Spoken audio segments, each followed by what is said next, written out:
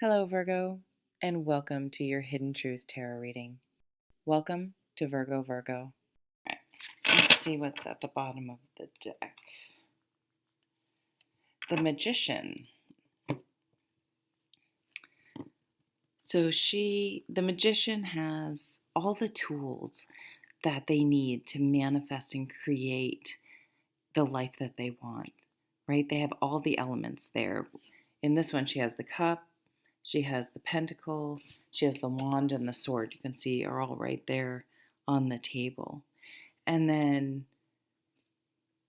there's a as above, so below. It just to me is that connection with the spiritual realm, the universe, whatever, however you envision that. And that's sort of that magic ingredient. I'm almost hearing the special ingredient is love. So, but the authenticity, really following your heart and your dreams and what feels right to you is part of the recipe for being successful. Now, you can be successful at work and not love it, but that's not, are you really following your true authentic path that way? And I understand it's not feasible to just quit a job and take less pay and worse benefits and all that stuff, but it is something that you can be um, doing in parallel and working on, and it can bring you a lot of joy. It's like that Eight of Pentacles energy where you're the apprentice or the apprentice. That's not a word. You could be the mentor, the mentee, um, really honing a craft. It could be that you've been working on something in the background that maybe you haven't really shared with a lot of people. Um, you could be, she looks like she's kind of doing, she has almost a ballerina type or a dancing skirt on to me. That you've been working out and getting in shape and manifesting something for just for you, taking classes, things like that, learning a new skill or honing a skill. The Knight of Wands. Why are these cards already a little bent? I don't like that.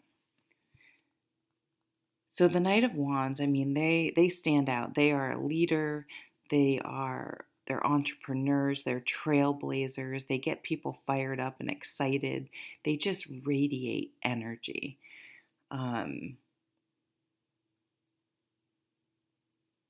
So this could be, you could meet someone. You could be getting, whatever this thing you're manifesting could be something that you're really fired up about, you're really passionate about. It's a leadership position. So I would say this is your energy right now. You are manifesting this Magician and the King of Wands. I mean, they make shit happen.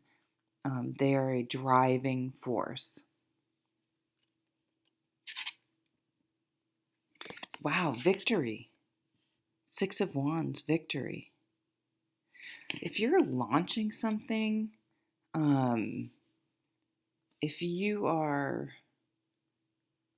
training for something, I mean, victory could be a million things. You could get any sort of success that you're hoping for, whether it's having someone you really like want to go out with you, asking someone to marry you, launching a new business, getting a promotion, winning a job, winning a promotion, winning a bid like on a house or something like that. Completing a goal. So if you have been like working out or something, finishing school. I mean, it could be a million things. But I always say to count your wins because usually other people, the biggest achievements and accomplishments we have are ones other people don't even know. They can't even see. Like I wasn't triggered by that person. I was able to quiet my mind when my anxiety was ramped up. Um, I worked out when I didn't feel like it. I didn't have that um, second or third drink or something. 7 of Cups. There are a lot of options. Some of you, I feel like, and I know it doesn't have to do with losing weight, but it's almost, if we do have a goal to get healthier and lose weight, we start to feel better, and people pick up on that energy. And so I feel like if you're dating, there are a lot of options. Something about this win, I don't know if you're going to have offers and options coming to you. Holy crap, 9 of Pentacles. I mean, you can sustain yourself on this and be comfortable. Like you will have gotten to a place maybe where you have some disposable income and can have some more leisure time, or when you go on you can go on vacations, you can buy a house, or just really have some of the things you've always wanted. But the energy of the 9 of Pentacles is one of confidence, because she, don't get hung up on gender, but she has counted on herself and knows she can count on herself.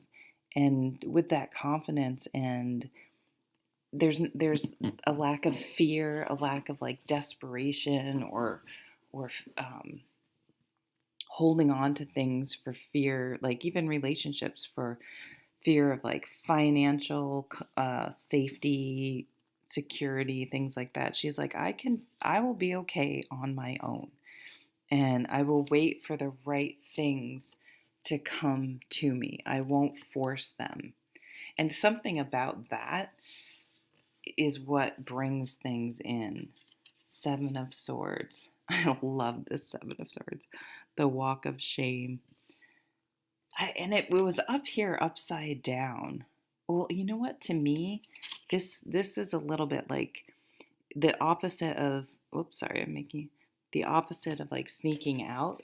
With this upside down as kind of not sneaking. So that there's that coming out vibe. So I don't, if it's you or someone you know, um, is not sneaking around anymore in some way. I mean, it doesn't have to be coming out, but you could be coming out of the tarot closet. I didn't tell people for a long time that I read, or certain people. I mean, I didn't just tell anyone, I guess, especially at work. I told most people, though, if I'm going to be honest, thinking about it. But I would filter it for certain people that I knew were just, well, I assumed wouldn't be open to it. Who knows, right? Okay, I'm going to pull some more. Victory. Look at this. This is the Magician, Victory. Or that 7 of Wands could just be something you've been working on, and that you haven't really been advertising.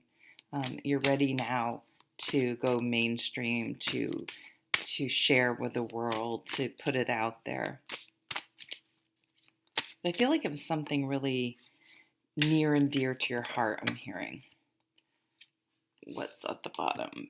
10 of Pentacles.